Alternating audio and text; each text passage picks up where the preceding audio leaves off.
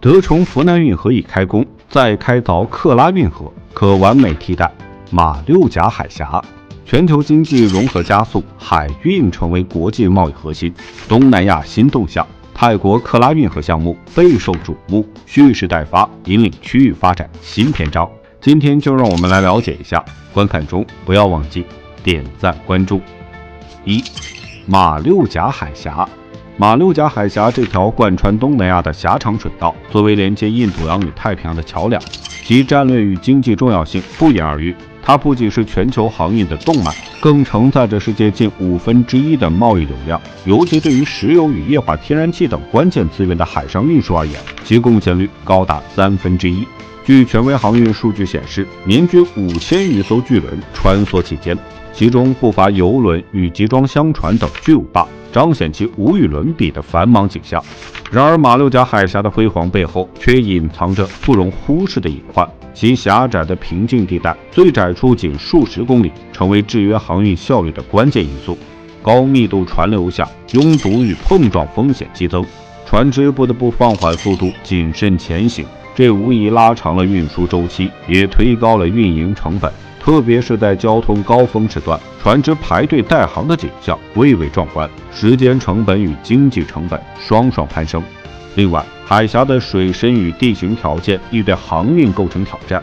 尽管大部分水域能够容纳大型船舶，但局部浅滩与复杂地形却时常考验着船长的技艺与耐心。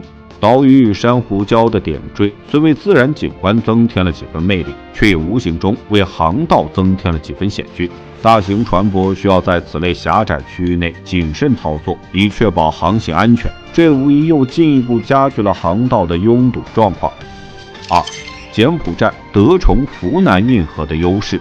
德崇湖南运河这一宏伟蓝图是以金边作为起点，沿着湄公河的一条平行南下的支流百色河，穿越既有水道与新建河道交织的稳座，最终融入贡布与白马的海域怀抱。全长约180公里的旅途中，超过90%巧妙借用了既有河道或者疏浚一些小河道等，确保航道宽度超过100米，足以使3000吨级巨轮悠然航行。沿途桥梁与船闸设置了10多座。此运河的开通对柬埔寨而言意义深远。首先在于它宛如一条巨龙横贯南部，以其壮阔身姿构建起一道坚不可摧的战略防线，与豆蔻山脉并肩，将金边乃至整个国家南部护佑于安宁之中。敌军若再犯，必先跨越这100米宽堑，难度倍增。其次，德崇湖南运河的通航标志着柬埔寨彻底挣脱了湄公河出海口的桎梏。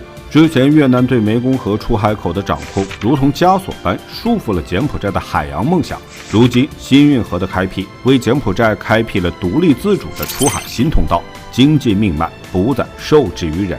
再者，此工程亦是对柬埔寨水文环境的深刻改造。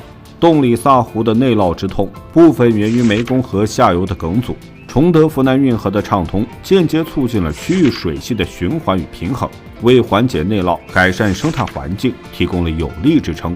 最后，这一超级工程的实施不仅是技术的胜利，更是民族精神的凝聚与升华。它如同古代中国的京杭大运河，不仅连接了地域，更连接了人心，激发了国民的自豪与团结，是典型的代表。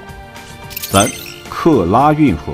除了德崇湖南运河，还有一条连接泰国与安达曼海的运河构想也由来已久。克拉运河的全长约120公里，一旦实施，将彻底改写航运路线，船只可直趋印度洋与太平洋之间，预计年省航运成本可达25亿美元，为全球航运业带来革命性的变革。